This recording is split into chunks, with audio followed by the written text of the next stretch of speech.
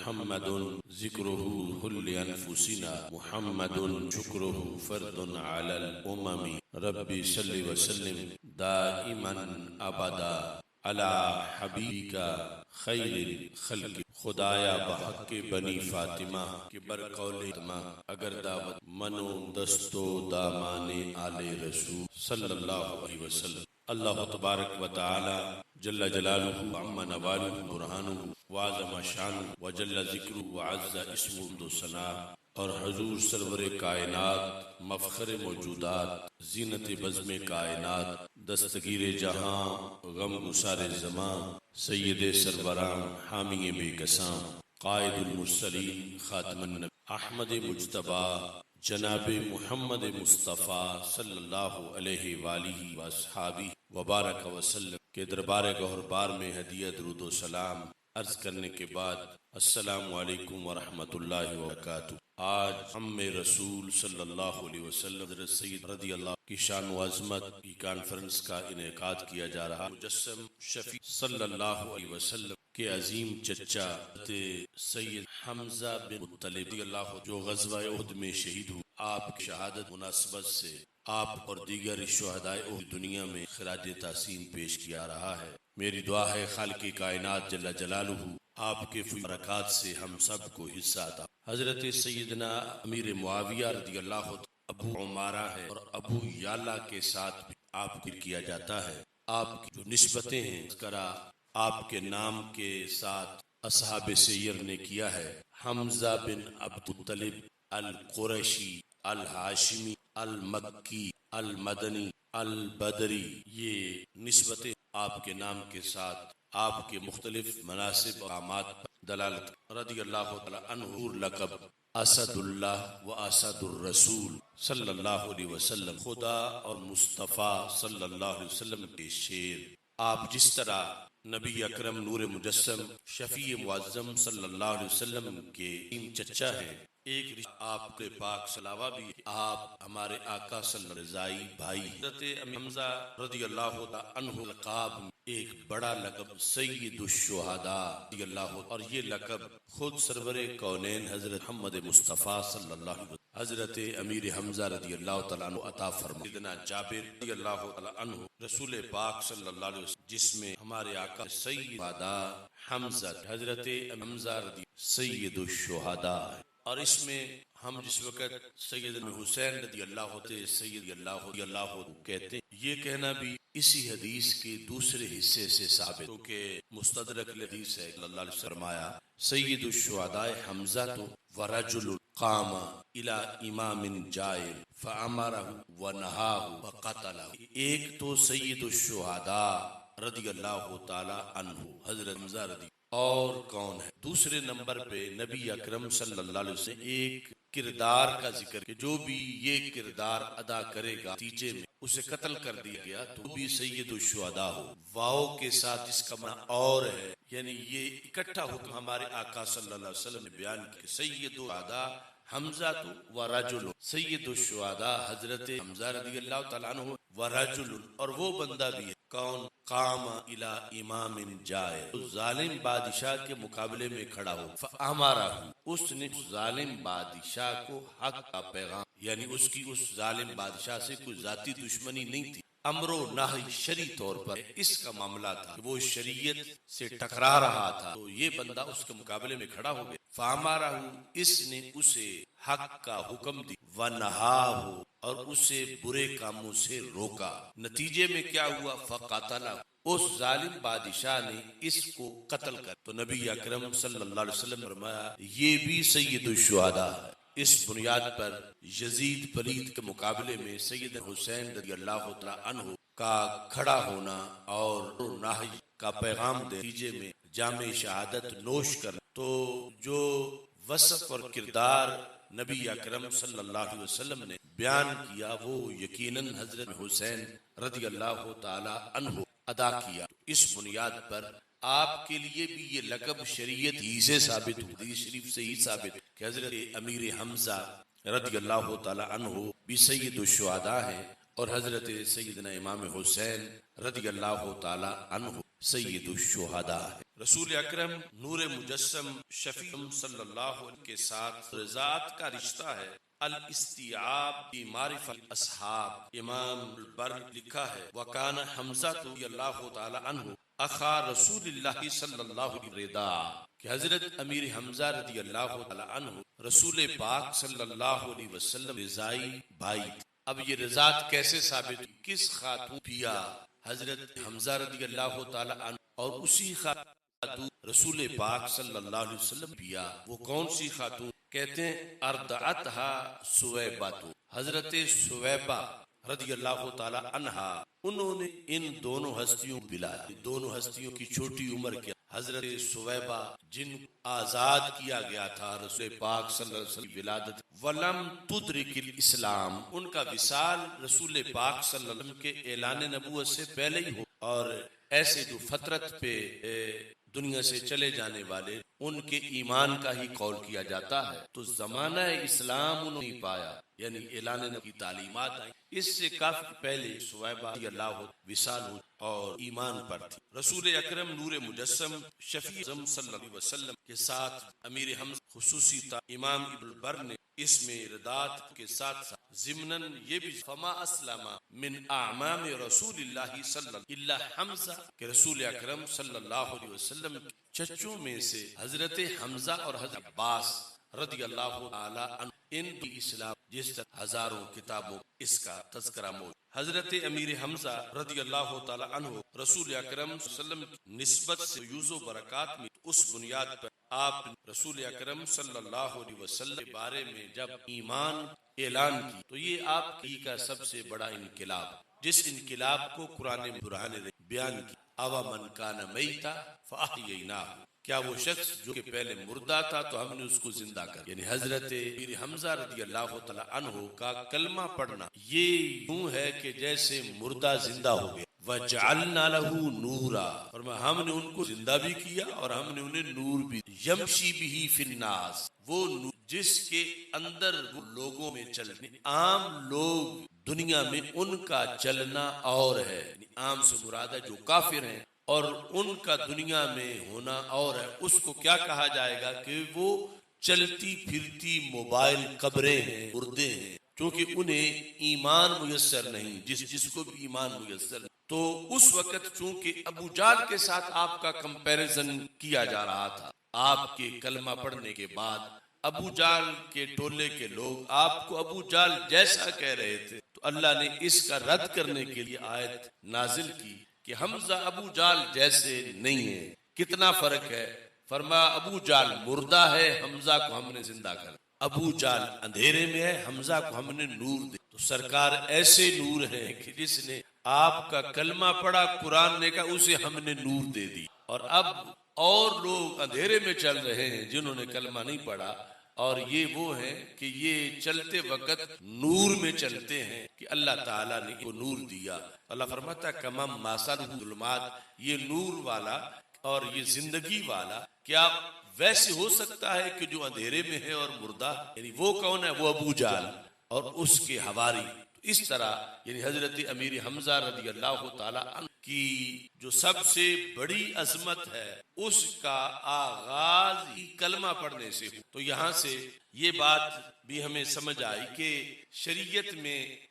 جو فضیلت کا سرچشمہ ہے، یعنی کلمہ پڑھنے سے پہلے بھی انہیں چچا ہونے کا تو شرف حاصل کہ وہ رسول پاک صلی اللہ علیہ وسلم کے چچا ہے، نبی اکرم صلی اللہ علیہ وسلم کے والد گرامی، اور ان والد حضرت امیر حمزہ رضی اللہ تعالیٰ کے والد ایک دادا جان ایک تھے، لیکن ایمان کی بنیاد پر آ کر پہلے انہیں مردہ قرار دیا گیا، اور جب ایمان کیا تو انہیں زندہ قرار دیا گیا، اور پھر اس میں عام مومنین سے ان کی عظمت جو ہے وہ کہیں بلند و بالا ہوئی۔ خیارہم فی الجاہلیت خیارہم فی الاسلام، تو پھر ایک ہے ایک عام بندے کا اسلام میں داخل، ایک ہے ایک سردار کا اور ایک بنی ہاشم کا، اور اس خاندان کے ایک فرد کا کہ جو رسول پاک صلی اللہ علیہ وسلم کا خاندان ہے، اس کا اسلام میں آنا۔ تو ان کو اس اسلام میں آنے کے بعد عام بندوں کے اسلام میں آنے سے کئی کروڑوں گنا زیادہ عظمتیں ہیں، مگر ان عظمتوں کی جو چابی ہے اس چابی کو ایمان کہا جاتا ہے۔ اوا من کان میتن، پاسٹ مردہ تھا، فاحیی، ہم نے بس اس کو زندہ کر۔ اب یہ یہاں سے ثابت ہوتا ہے کہ زندگیاں دو ہیں، ایک وہ زندگی ہے جو ہماری اور کافروں کی ملتی جلتی، کہ چلنا پھرنا، کھانا پینا، سننا، اور یہی چیزیں حیوان بھی کرتے، کھاتے پیتے ہیں، اٹھتے بیٹھتے، یہ زندگی روح نکلنے سے ختم ہو جاتی۔ لیکن ہماری ایک اور زندگی بھی ہے، وہ ہے کلمے والی زندگی، جو یعنی جیسے حضرت امیر حمزہ کو ملی، ان کو بڑی شان والی ملی، لیکن نفس ایمان تو ہم نے بھی وہی قبول کیا جو انہوں نے قبول کیا۔ جس چیز پہ وہ ایمان لائے اس پہ ہم بھی ایمان لائے، اگرچہ ان کا ایمان سورج جیسا ہے اور ہمارا ایک چراغ جیسا ہے، لیکن یعنی یہ عظمت بھی درمیان میں فرق بھی موجود ہے، مگر جو انہوں نے مانا تو زندگی مل گئی اور موت ختم ہو گئی۔ ہم سارے خوش کہ ہمیں ماؤں کے دودھ میں وہ سب کچھ عطا کر دیا گیا، اور بالغ ہونے کے بعد ہم اس پر قائم ہیں۔ تو اللہ کا شکر ادا کرنا چاہیے کہ اس وقت روئے زمین پہ کروڑوں لوگ ہیں جو مردہ ہیں، اور ہم مومن وہ ہیں جنہیں اللہ نے ڈبل زندگی عطا فرما رکھی، اور اس ڈبل زندگی کے نتیجے میں کہ مومن کی قبر بھی زندہ ہوتی ہے، کہ وہ ختم تو وہ زندگی ہوئی جو کافروں کے ساتھ مشترکہ تھی اور حیوانوں کے ساتھ ملتی، لیکن کلمے والی زندگی تو پھر بھی برقرار رہی۔ حضرت امیر حمزہ رضی اللہ تعالی عنہ ایک دن رسول اکرم صلی اللہ علیہ وسلم سے ایک سوال، طبقات کبل نمبر اس سوال کا تذکرہ ہے تو کہ سند سے موجود، دوسرے لفظوں میں یہ جو کچھ آگے ذکر ہوگا اس میں وہ حدیث مصطفیٰ صلی اللہ علیہ وسلم بھی ہوگی کہ جس کے راوی حضرت امیر حمزہ ہے۔ اگرچہ آپ احد میں شہید ہو گئے مگر اس وقت تک راوی بن چکے تھے۔ وہ کیا سوال تھا؟ یہاں لکھا ہے کہ حضرت امیر حمزہ رضی اللہ تعالی عنہ ان حمزہ ابن عبد المطلب رضی اللہ تعالی عنہ سأل النبی صلی اللہ علیہ وسلم ان یریہ جبریل فی صورت۔ بڑا انوکھا سوال تھا۔ انہوں نے کہا یا رسول اللہ صلی اللہ علیہ وسلم، میں نے آپ کا کلمہ پڑھا ہے تو آپ مجھے جبریل دکھائیں، شرط یہ ہے کہ اصلی صورت میں دکھائیں، یعنی کبھی تو جبریل حضرت دہیہ کلبی رضی اللہ تعالی عنہ کی صورت میں، جو خوبصورت صحابی تھے، کی صورت میں تشریف لاتے تھے، رسول پاک صلی اللہ علیہ وسلم کے پاس حاضر ہو، لیکن یہ وہ دن تھا کہ جب انہوں نے یہ ڈیمانڈ کی کہ یا رسول اللہ صلی اللہ علیہ وسلم آپ مجھے جبریل دکھائیں، لیکن شرط یہ ہے ان یریہ جبریل فی صورت، جس صورت پر حقیقت میں جیسے وہ ہیں وہ انہیں پیدا کیا گیا اس پر مجھے دکھائیں۔ اور یہ دوسری جگہ حدیث میں ہے کہ جو حقیقی جبریل ہے وہ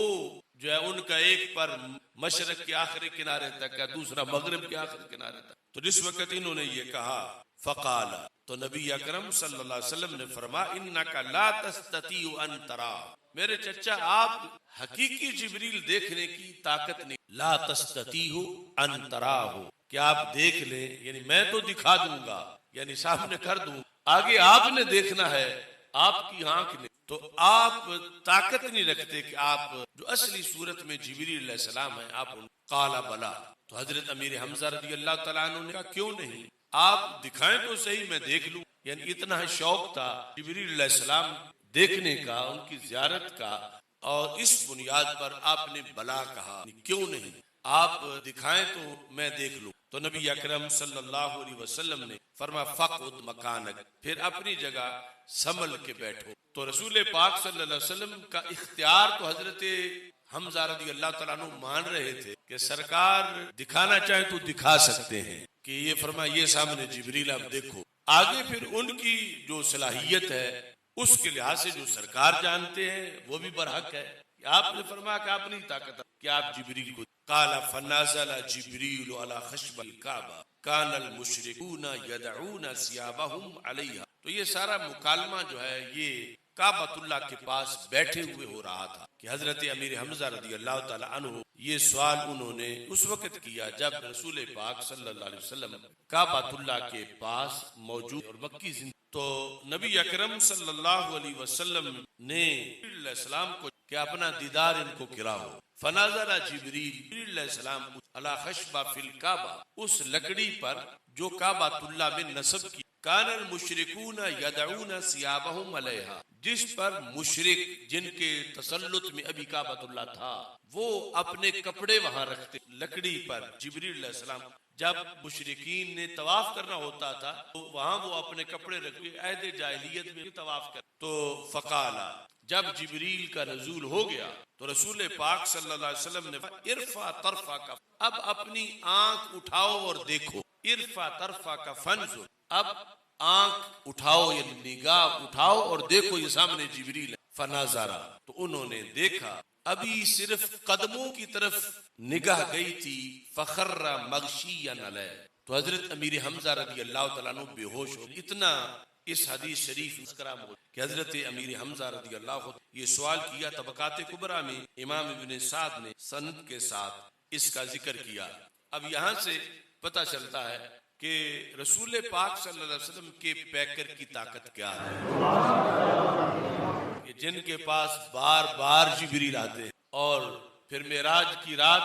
جبریل علیہ السلام کا سدرہ پر یہ کہنا، لو دنوت ان ملت اللہ ترکت، میں اتنا بھی آگے گیا تو میں جل جاؤں۔ تو رسول پاک صلی اللہ علیہ وسلم نے فرمایا حل لک من حاجہ، یہ سن کے یہ نہیں فرمایا کہ تم اتنے پاورفل، تمہیں جل جانے کا خطرہ ہے تو میں کیسے جاؤں گا، میں بھی یہیں سے واپس جاتا ہوں، ایسا نہیں فرمایا، بلکہ فرمایا حل لک من حاجہ، اگر تمہارا کوئی کام ہے تو مجھے بتاؤ، میں وہ بھی کروا کے آ جاؤں گا۔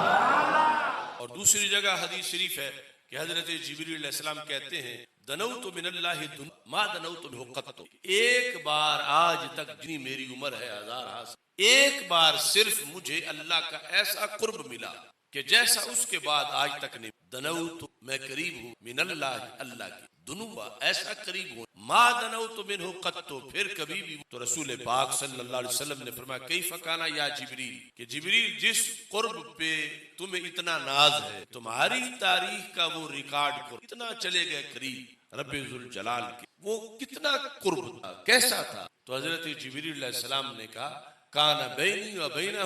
70,000 حجاب من، اللہ نے باقی سارے پردے ہٹا دیے، اتنا میں قریب چلا گیا پردوں سے گزرتے، لیکن ابھی جو باقی تھے وہ 70,000 تھے۔ کان بینی و بینہ 70,000 حجاب، 70,000 حجاب۔ ابھی یہ حقیقت جبریل کے لیے پردے ہیں جو بالیقین نور ہیں، لیکن اتنے پردے برقرار ہونا پھر بھی باقی تھا، وہ ایک وقت جو انتہائی قرب کا تھا۔ اور حقیقت مصطفیٰ صلی اللہ علیہ وسلم پھر جبریل امین کی حقیقت سے اتنی بلند و بالا کہ فرمایا خور کبھی 70,000 حجاب من نور، کہ معراج کی رات وہ 70,000 پردے بھی میرے پیکر سے لگ کے پھٹ گئے، ان میں سے کوئی ایک بھی باقی نہ رہا کہ میں نے اپنے رب کو قریب ہو کے دیکھ لیا۔ حضرت امیر حمزہ رضی اللہ تعالی عنہ دوسری روایت کی، رسول اکرم صلی اللہ الاصابہ میں اس کا تذکرہ موجود، امام ابن حجر اسقلانی اصابہ کے اندر لکھتے ہیں کہ حضرت امیر حمزہ رضی اللہ تعالی عنہ نے رسول اکرم صلی اللہ علیہ وسلم سے یہ حدیث، آپ فرمایا کرتے تھے الزموا ھذا الدعاء، لوگو اس دعا کو لازم پکڑ لو، یعنی اللہ سے کچھ مانگنے کے لیے یہ لفظ استعمال کر۔ وہ لفظ کیا تھے؟ اللہم انی اسألک بسمک الاعظم ورضوانک الاکبر۔ یہ بھی مرویات امیر حمزہ رضی اللہ تعالیٰ کہ رسول اکرم صلی اللہ علیہ وسلم سے سن کر اپنی شہادت سے پہلے آگے سنا بھی دیا، یعنی یہ روایت کا مطلب یہ نہیں کہ سرکار کے وصال کے بعد ہی یہ سلسلہ شروع، یہ وہ مرویات ہیں کہ امیر حمزہ رضی اللہ تعالیٰ عنہ اگرچہ وہ احد میں شہید ہو گئے لیکن پھر بھی ان کی مرویات موجود، انہوں نے یہ تعلیم دی، اور برکت کے لیے سارے ہم مل کے پڑھتے ہیں، نہ جانے ان میں کیا کیا خزانے ان کلمات کے، سارے پڑھو، اللہم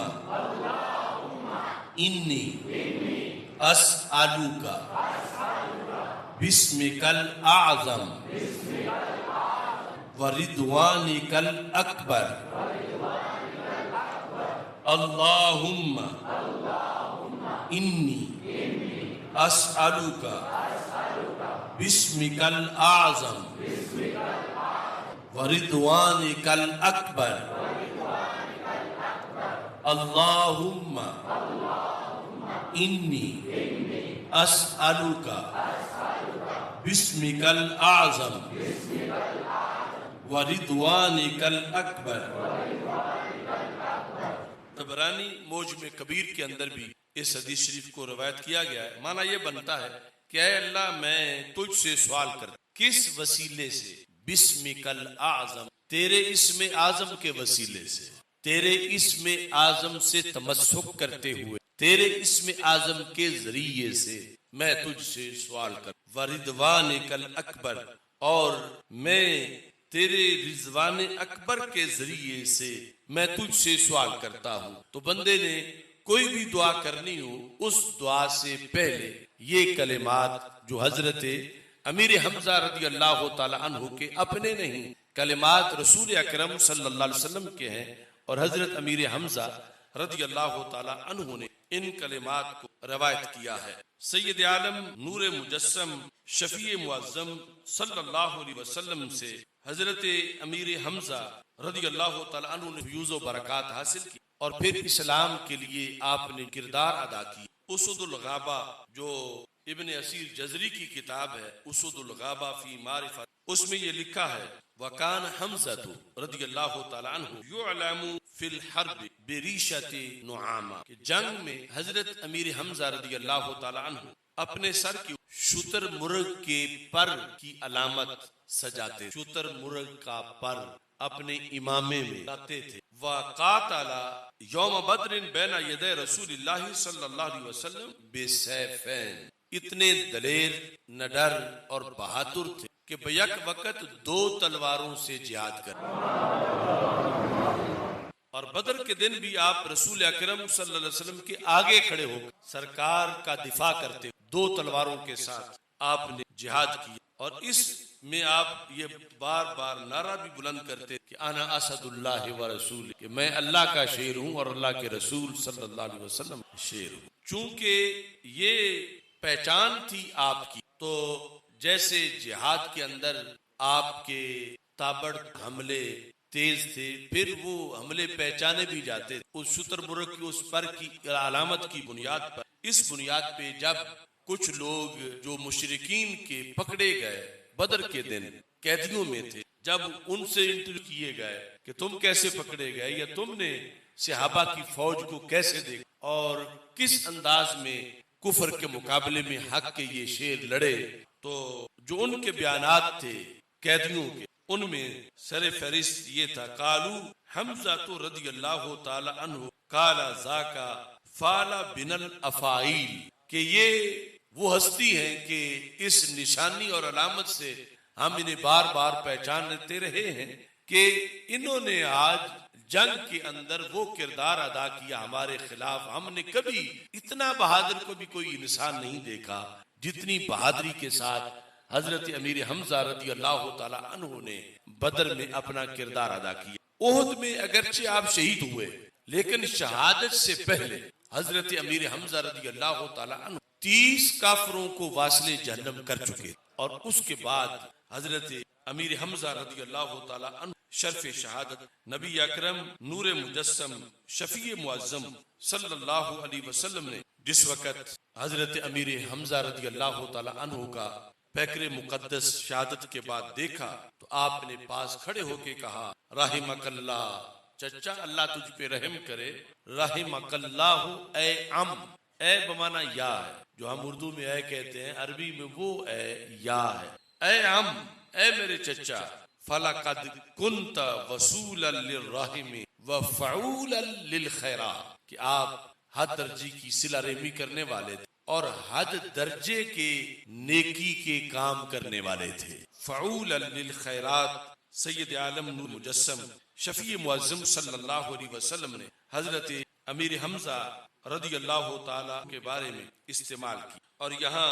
حدیث شریف کے اندر ان الفاظ کا بھی تذکرہ موجود کہ نبی اکرم نور مجسم شفیع معظم صلی اللہ علیہ وسلم نے حضرت امیر حمزہ رضی اللہ تعالی عنہ کے بارے میں یہ ارشاد فرمایا کہ آپ کو ملائکہ نے غسل دی، اس طرح کہ حضرت حنظلہ رضی اللہ تعالی عنہ غسیل ملائکہ ہیں، اس طرح آپ کے غسیل ملائکہ ہونے رسول پاک صلی اللہ علیہ وسلم اور تدفین کے لحاظ سے یہ طبقات ابن سعد میں الفاظ موجود کہ جس وقت حضرت امیر حمزہ رضی اللہ تعالی عنہ تدفین کا وقت تھا، نبی اکرم صلی اللہ علیہ وسلم کے صحابہ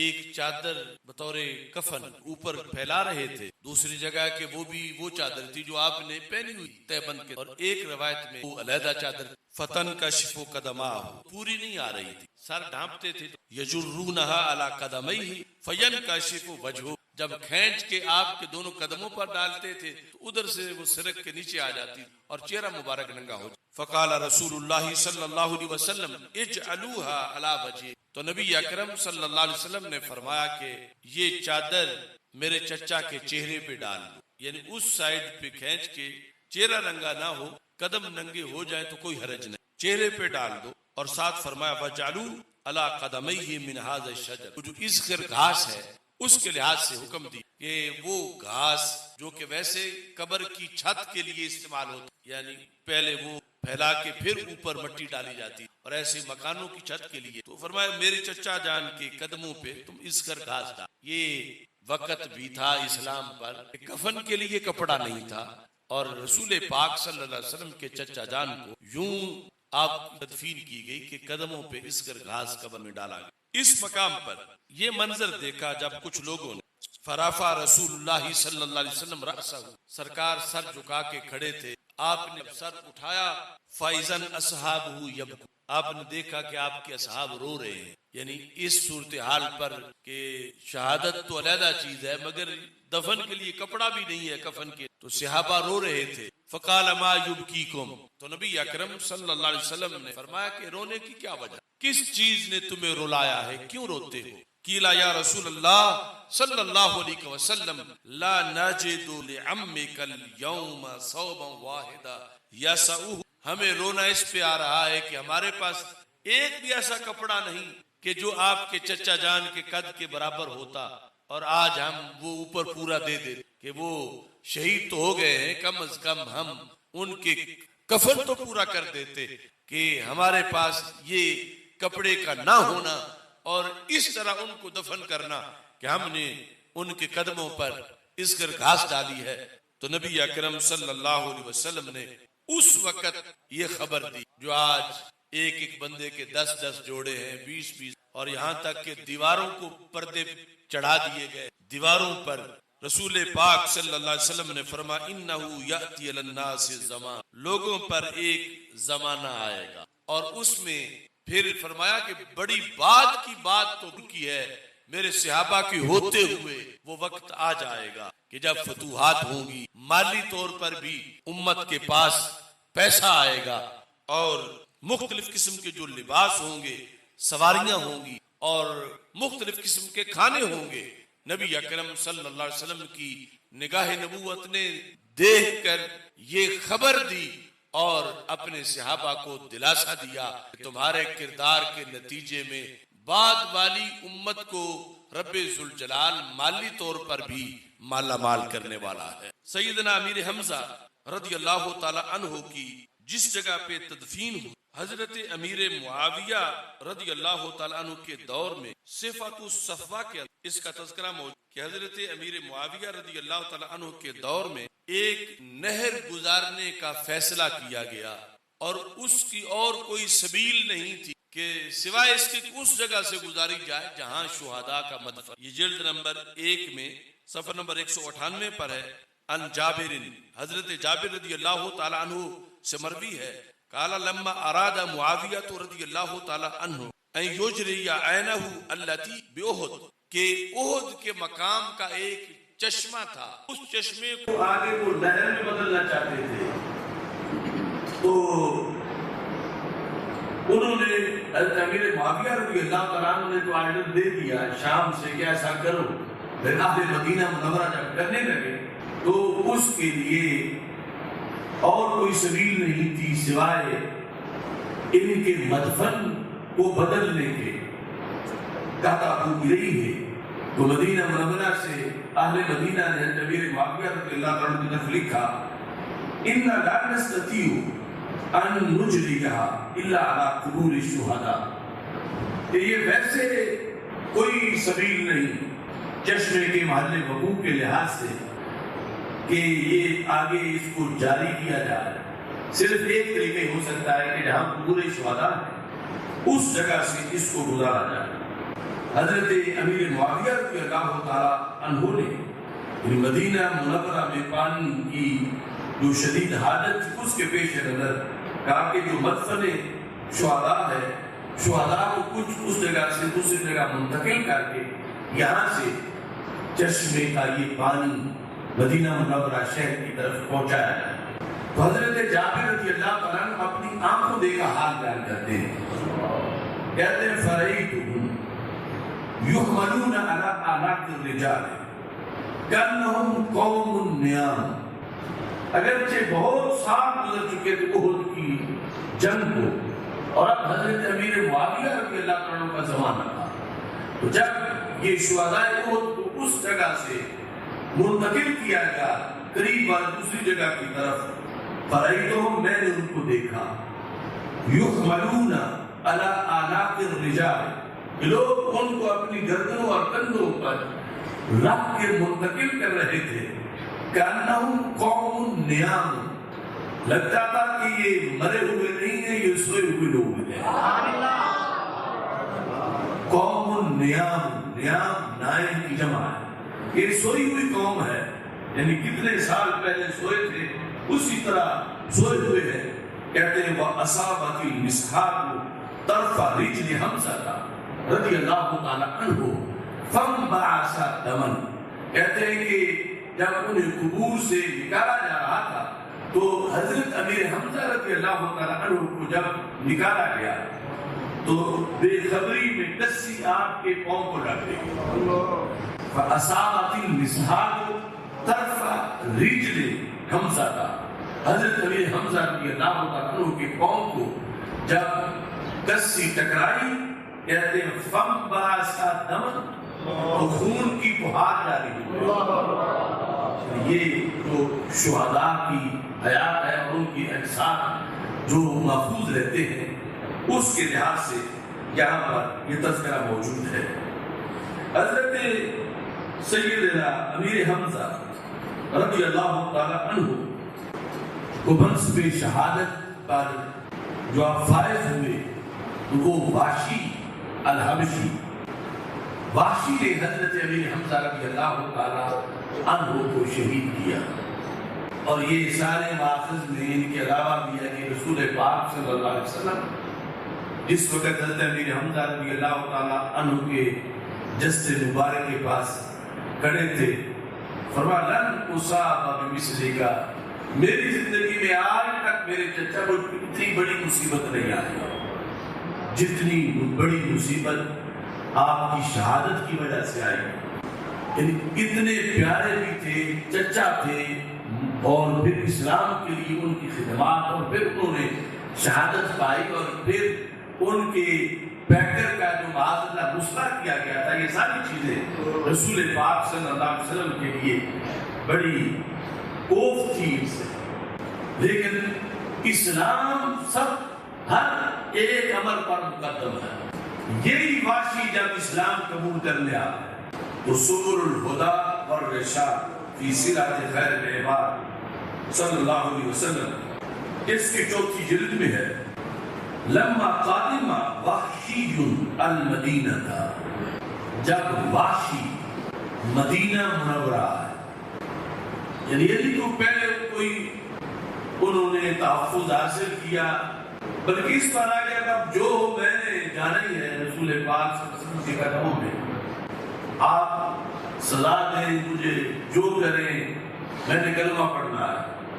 وقال الناس یا رسول اللہ صلی اللہ علیہ وسلم ھذا وحشی، حضرت وحشی کے آنے پر دیگر صحابہ نے رسول پاک صلی اللہ علیہ وسلم کے پاس جا کر کہا یہ وحشی آ گیا ہے، اور سب نے اس کو پکڑا ہوا تھا، گرفتار کیا ہوا تھا، غصہ سب کو بڑا تھا کہ آج قابو آ گیا ہے، اور اس نے اسد اللہ و اسد الرسول صلی اللہ علیہ وسلم حضرت امیر حمزہ رضی اللہ تعالیٰ عنہ کو شہید کیا تھا، جھگڑا ہوا تھا صحابہ نے۔ فقال، رسول اکرم صلی اللہ علیہ وسلم نے فرمایا دعوہ، فرمایا سے کوئی بھی ہاتھ نہ لگائے، سارے ہاتھ پیچھے کر لو، اسے چھوڑ دو۔ تو چھوڑ دو کا لفظ بتاتا ہے کہ پہلے پکڑا ہوا تھا، اور سرکار صلی اللہ علیہ وسلم سے یہ ظاہر کہ جب پکڑا تھا سب نے، جس نے بھی وہ کہتے ہوں کہ میں کلمہ پڑھنے آیا ہوں، مجھے سرکار کے پاس لے چلو، تو یہ بتایا کہ کہتا ہے میں کلمہ پڑھنا چاہتا ہوں، سب نے پکڑا ہوا تھا، فرمایا دعوہ، اس کو چھوڑ دو، دعو، اسے چھوڑو۔ پتہ چلا ایک آدمی نے نہیں پکڑا ہوا تھا، زیادہ لوگ تھے جنہوں نے پکڑا ہوا تھا۔ اس پر ہمارے آقا صلی اللہ علیہ وسلم نے یہ لفظ استعمال فرمایا، ان یقتل فی سبیل اللہ ثم احیا، ثم اقتل ثم احیا۔ مجھے تو سب سے بڑھ کر یہ پسند ہے کہ اسلام کا جہاد کرتے کرتے مجھے شہید کر دیا جائے، مجھے پھر زندہ کیا جائے۔ یہ ظاہری حیات میں شہید ویسے تو زندہ ہی ہوتا، کہ میں ظاہری حیات میں پھر جہاد کروں، پھر مجھے شہید کر دیا جائے۔ اور دوسرے نمبر پر آپ اس موقع پر جب سارے قریش مل کے ابو طالب کے پاس آ گئے تھے کہ اب تک تو برداشت کر لیا ہم نے، اس سے آگے برداشت نہیں کریں گے، اپنے بھتیجے کو سمجھا دو، اگر انہوں نے اب ہمارے بتوں کے خلاف تقریر کی تو پھر ہم اب کسی طرح کی کوئی نرمی نہیں کریں گے اور کوئی ہمارا مقابلہ نہیں کر سکتا۔ اس پر چچا نے روتے روتے کہا کہ میں نے پہلے کبھی تو آپ کو نہیں روکا تھا، لیکن اب میں مجبور ہو گیا ہوں، مجھ پہ وہ بولی نہ ڈالو، مجھ میں نہیں ڈال سکتا۔ اب ساری برادری آ گئی ہے، سارے لوگ آ گئے ہیں، سب مل کے آ گئے ہیں، اور وہ یہ کہتے ہیں کہ انہیں سمجھاؤ کہ یہ بتوں کے خلاف تقریر نہ کریں۔ تو میرے بھتیجے اب میں اس سے آگے اب کیا کر سکتا؟ اس پر میرے آقا صلی اللہ علیہ وسلم نے فرمایا چچا ان کو کہہ دو میں تو عید کی تبلیغ نہیں چھوڑ سکتا یہاں تک کہ مجھے شہید کر دیا جائے گا، یہ ساری دنیا کلمہ پڑھ جائے گی، میں نے تو کرنا ہی ہے۔ یعنی زیادہ پرابلم یہ ہے کہ یہ میری جان دینا چاہتے ہیں، اور توحید کے لیے میں جان دینے کو تیار۔ وہ اتنی مقدس جان، اتنی معظم جان اس اسلام کے لیے سرکار نے جب یہ تبلیغ کی، ہم جیسے کروڑوں جو آپ کے خاکے پاس بھی ادنا ترین ہے، ان کی جانوں کی کیا حیثیت ہے؟ اور سید عالم نور مجسم شفیع معظم صلی اللہ علیہ وسلم نے یعنی واضح کر دیا کہ یہ اسلام مقدم ہے، یہ سارے جہاد اسلام کے لیے ہے کہ اسلام غالب ہے، اسلام غالب ہے۔ جب وہ بندہ کلمہ پڑھ رہا ہے اور سرکار لیتے دل سے پڑھ رہا ہے، کیونکہ اسی مجاہد نے پھر مسلمہ کذاب کا سر اتارا تھا، تو میرے آقا صلی اللہ علیہ وسلم نے فرمایا کوئی بھی باقی کو ہاتھ نہ لگائے، سارے پیچھے ہٹ جاؤ، ایک بندے کا اسلام ایک طرف ہو، 1000 کافر کا قتل ایک طرف ہو، میرے نزدیک ایک بندے کا اسلام لانا 1000 کافر کو قتل کرنے سے بڑا مقام رکھتا ہے۔ اس بنیاد پر جو شرف صحابیت ملا حضرت امیر حمزہ رضی اللہ تعالیٰ عنہ کو، یہ سرکار نے قبول کر لیا، سرکار کا قبول کر لینا یہ وہ شرف ہے کہ بطور فرض ہزاروں سال کوئی نماز پڑھے، اس شرف جتنی شان نہیں پا سکتا۔